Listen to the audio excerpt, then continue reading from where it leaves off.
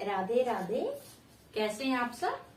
मैं हूं आकांक्षा और आप सबका बहुत बहुत स्वागत करती हूं आपके अपने YouTube channel Krishna magical world में।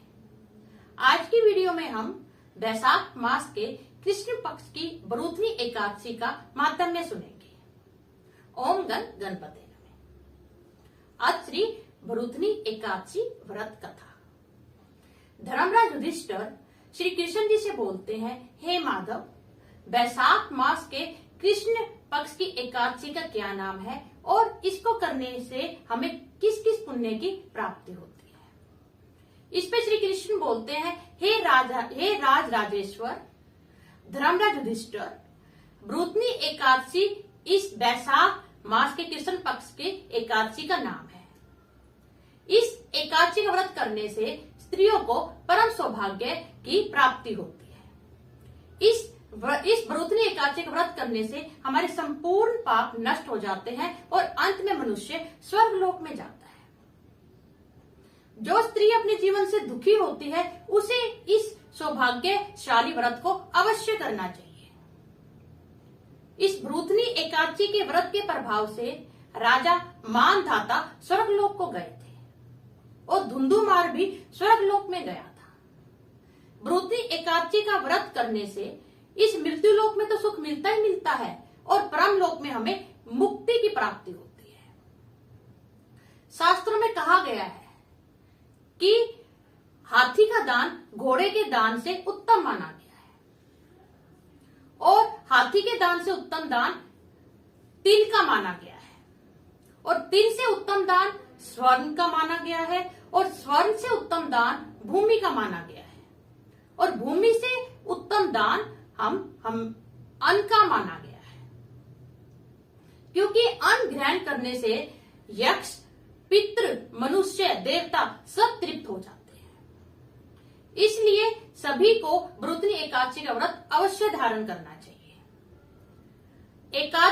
बरूथनी एकादशी का जो व्रत है वह कन्यादान के बराबर का ही फल देता है और कन्यादान का फल और अन्नदान करने का फल बराबर होते हैं।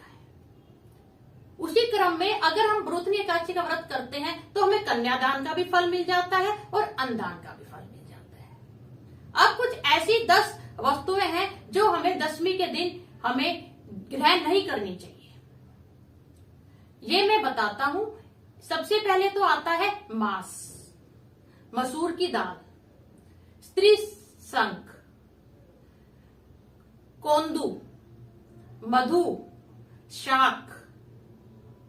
दूसरी बार भोजन भी हमें दशमी के दिन नहीं करना चाहिए और हमें किसी के साथ चुगली नहीं करनी चाहिए और जिस दिन हम व्रत करें उस दिन हमें छल कपट से दूर रहना चाहिए और हमें दूसरे का अन्न भी ग्रहण नहीं करना चाहिए दशमी के दिन। ये सब नियम जो है कृष्ण जी ने बताए हैं इस व्रत को करने के। जब हम कुरुक्षेत्र में सूर्य ग्रहण में स्नान करते हैं और स्वर्ण का दान करते हैं, इस एकादशी के व्रत करने से हमें उतना ही फल मिल जाता है। इस एक एकादशी के व्रत करने से जितना पुण्य हमें 10 सहस्त्र वर्ष तपस्या करने से मिलता है वह पुण्य हमें एक बरूथनी एकादशी व्रत करने से मिल जाता है। इस प्रकार श्री कृष्ण जी ने धर्मराज युधिष्ठिर से इस व्रत का बखान किया और उन्होंने बताया यह बहुत ही उत्तम व्रत है, हमें और सबको यह व्रत अवश्य धारण करना चाहिए। जो इस व्रत की कथा को सुनता है उसे सहस्त्र गोदान का फल मिलता है और गंगा स्नान में हमें जितना पुण्य मिलता है उससे अधिक पुण्य हमें इस एक एकादशी का व्रत करने से मिलता है। जो लोभी स्त्री पुरुष कन्या का दान लेते हैं लोभवश और कन्या का अन्न खाते हैं वह अगले जन्म में बिलाव बनते हैं और वह सहस्त्रों नरकों को भोगते हैं और अंत में उनकी मुक्ति नहीं होती। और इसके अलावा जो अपनी कन्या का दान बहुत ही विधि विधान के साथ और बिना किसी लालच के करते हैं उनका जो है पुण्य लिखने के लिए तो चित्रगुप्त भी समर्थ नहीं है। इसलिए कन्यादान को बहुत उत्तम माना गया है और जो इस बरूथनी एकादशी का व्रत धारण करते हैं वह अंत में स्वर्गलोक को जाते हैं। ओम नमो भगवते वासुदेवाय। आशा करती हूँ आपको यह सुंदर सी कथा अच्छी लगी होगी। अगर आपको कथा अच्छी लगी हो तो इसे शेयर करना मत भूलिएगा। अगर इस चैनल को आपने अभी तक सब्सक्राइब नहीं किया तो प्लीज इस चैनल को सब्सक्राइब कीजिएगा। अब मैं जाने की आज्ञा चाहती हूँ। धन्यवाद। राधे राधे।